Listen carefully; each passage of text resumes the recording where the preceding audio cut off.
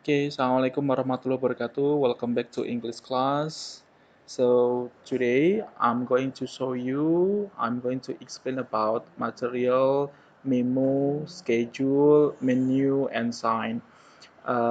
Jadi video ini saya buat karena uh, saya merasa bahwa materi yang saya berikan kemarin dalam bentuk PowerPoint itu tidak membantu kalian dalam memahami materi. Saya sudah periksa beberapa tugas dari kalian dan saya menemukan banyak dari kalian yang masih kebingungan memahami materi tentang memo, schedule, menu, and sign. Maka saya buat video ini untuk membantu kalian dalam memahami materi ini. Oke, mari kita lihat apa itu memo. Memo is a written message normally used for communicating policies, procedures, or related official business within an organization. Jadi memo itu adalah pesan tertulis, ya. Jelas di sini tertulis ya, pesan tertulis. Jadi memo itu bentuknya adalah dalam bentuk tulisan. Nah, biasanya digunakan untuk memberitahukan tentang kebijakan. Policies itu kebijakan, prosedur, langkah-langkah, atau yang berhubungan dengan urusan-urusan bisnis dalam sebuah organisasi. Jadi memo itu adalah pesan tertulis yang hanya berlaku untuk orang-orang dalam organisasi tersebut. Misalnya memo itu misalnya contohnya dari direktur kepada bawahannya, dari kepala sekolah kepada guru, atau dari kepala pabrik kepada karyawannya. Jadi dan itu hanya berlaku untuk orang yang bekerja di organisasi tersebut, yang bekerja di sekolah tersebut atau di pabrik tersebut. Karena memang memo itu isinya tentang itu tadi, menyampaikan kebijakan-kebijakan terbaru perusahaan atau menyampaikan langkah-langkah atau yang berhubungan dengan urusan-urusan bisnis. Nah, tujuan dari memo itu adalah ya ini ya, untuk memberikan informasi, ya, memberikan informasi atau bisa juga sebuah ajakan atau perintah untuk melakukan sebuah tindakan. Jadi memo itu isinya bisa berupa eh, informasi, penyampaian informasi misalnya informasi tentang kenaikan gaji atau informasi tentang hari libur atau bisa juga ajakan misalnya ajakan untuk membuang sampah pada tempatnya, menjaga kebersihan dan segala macam atau suatu tindakan misalnya tindakan untuk apa ya datang tepat waktu dan segala macamnya. Jadi memo itu sekali lagi adalah pesan tertulis yang isinya tentang eh, kebijakan-kebijakan tentang langkah-langkah atau urusan-urusan bisnis untuk orang-orang di dalam organisasi tersebut. Nah, ini adalah memo format atau bagian-bagian dari memo. Yang pertama dari receiver. Receiver itu adalah penerima penerima memo. Nih, yang to ini ya. To ini adalah receiver, penerima memo. Contoh di sini adalah to all employees, untuk semua karyawan. Ini adalah berarti penerimanya adalah seluruh karyawan. Yang kedua sender.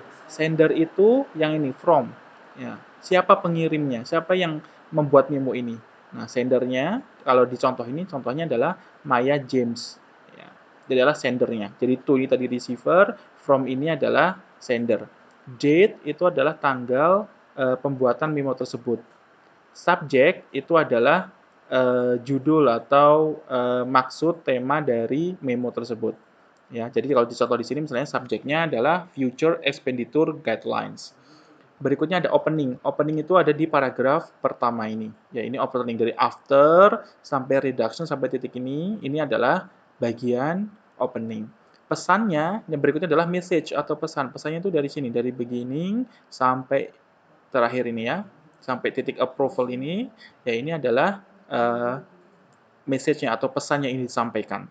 Yang terakhir adalah closing. Closing itu yang bagian paragraf terakhir. Nah, ini adalah bagian-bagian dari memo ya. Ada receiver, sender, date, subject, opening, message, dan terakhir adalah closing. Berikutnya schedule. Ya, apa itu schedule?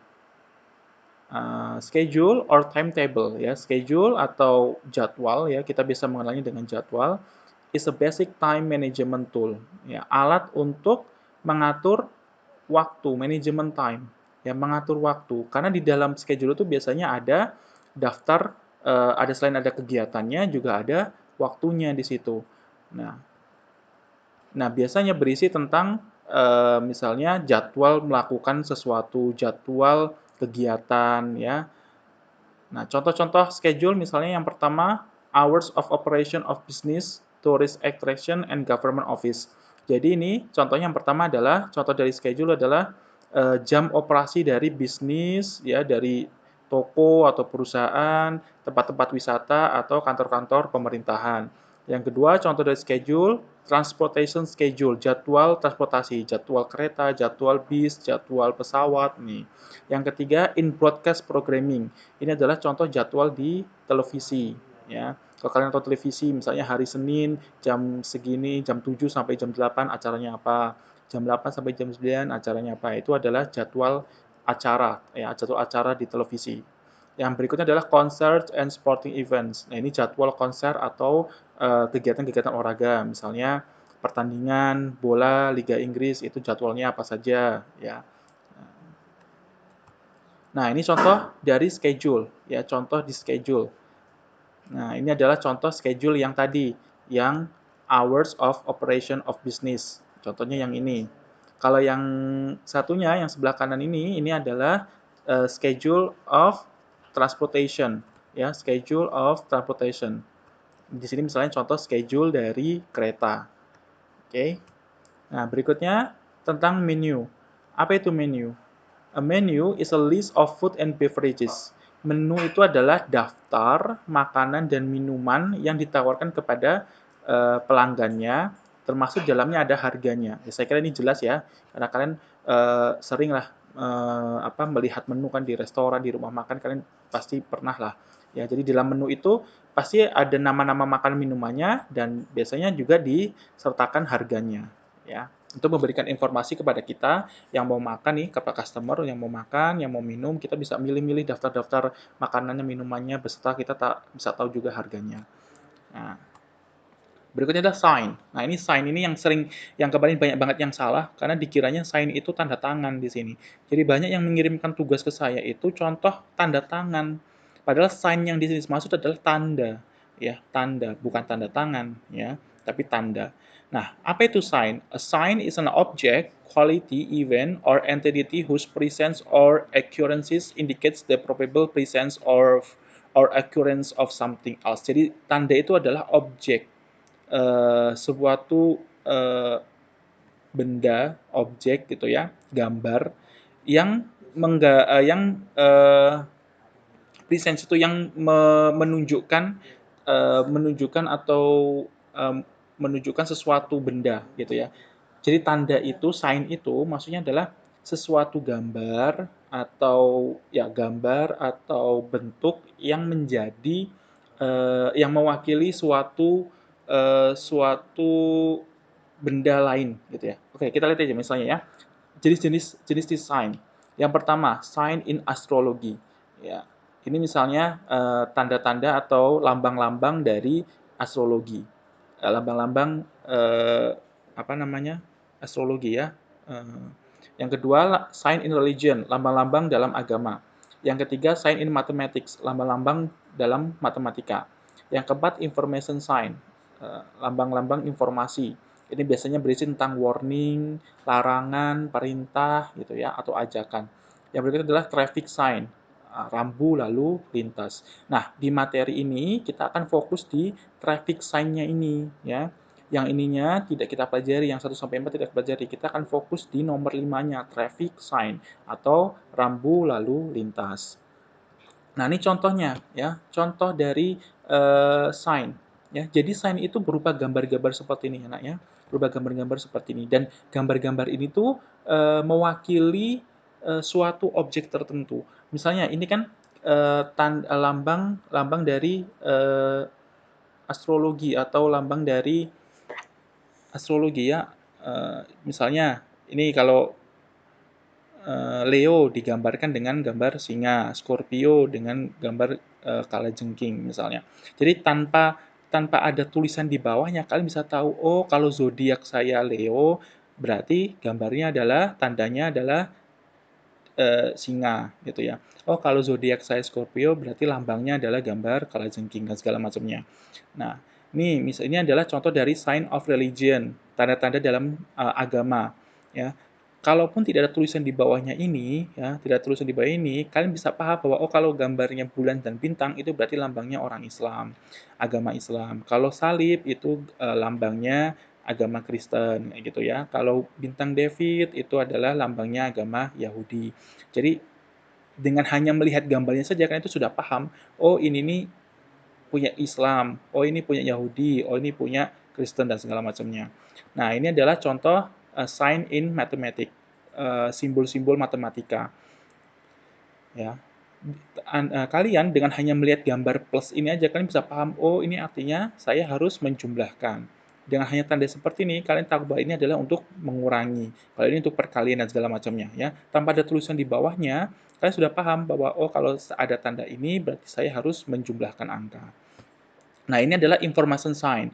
Information sign itu adalah tanda-tanda informasi, biasanya berupa warning, larangan, perintah, ataupun eh, ajakan gitu ya. Contoh di sini misalnya no smoking, ini kan warning, larangan, no smoking or vaping, dilarang merokok. Ini adalah contoh information sign, ya, tanda-tanda informasi. Biasanya kalian menemukan ini misalnya di rumah sakit atau di sekolah ya. Ada tanda ini adalah contoh information sign. Nah, kalau yang ini adalah traffic sign, contoh traffic sign atau rambu lalu lintas. P dicoret artinya dilarang parkir, do not park here. Nah, kita akan fokus semester ini belajar tentang rambu lalu lintas yang ini ya. Oke, kan ada banyak banget, ada banyak macam-macam rambu lalu lintas. Nanti uh, kita akan belajar tentang bermacam-macam rambu lalu lintas beserta artinya dalam bahasa Inggris. Kayak misalnya ini ya, P dicoret artinya do not park here. Ya. Kalau S dicoret berarti do not stop, berarti dilarang stop, nah, dilarang berhenti gitu ya. Nah, sekarang language structure-nya. Ciri-ciri bahasanya apa sih? Nah, ciri-ciri bahasa dari sign itu adalah yang pertama simple and clear. Jadi bahasa yang digunakan itu pasti simple, ya.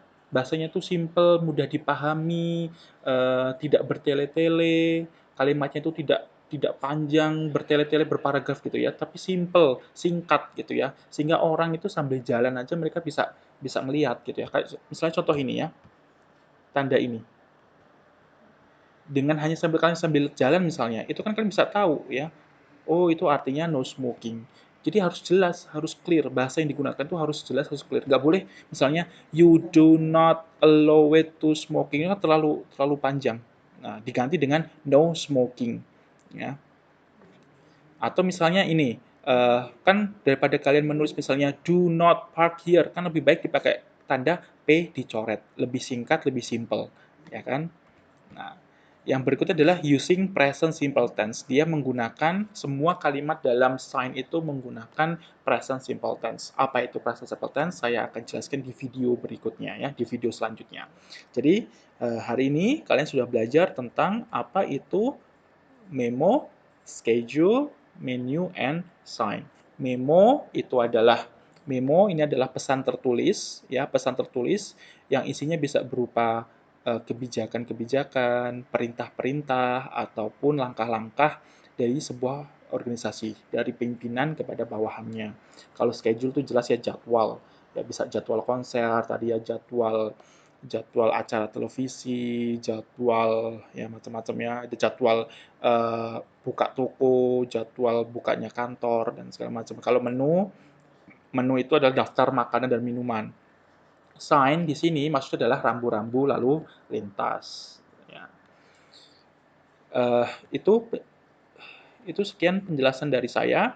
Nah, setelah ini silakan kalian tugas berikutnya adalah silakan kalian mencari contoh-contoh dari rambu lalu lintas ya. Jadi silakan cari di internet contoh rambu lalu lintas seperti ini ya. Kemudian ditulis artinya apa dalam bahasa Inggrisnya. Misalnya tadi ya, P dicoret itu artinya do not park here. Nah, kalian cari di internet macam-macam rambu lalu lintas kan banyak macam-macam tuh. Nah, kalian cari saja minimal ya 15 lah ya. Cari 15 dari internet, kemudian ditulis juga artinya dalam arti dari makna dari lambang rambu lalu lintas tersebut. Nanti saya akan jelaskan cara mengirim tugasnya nanti melalui Google Classroom.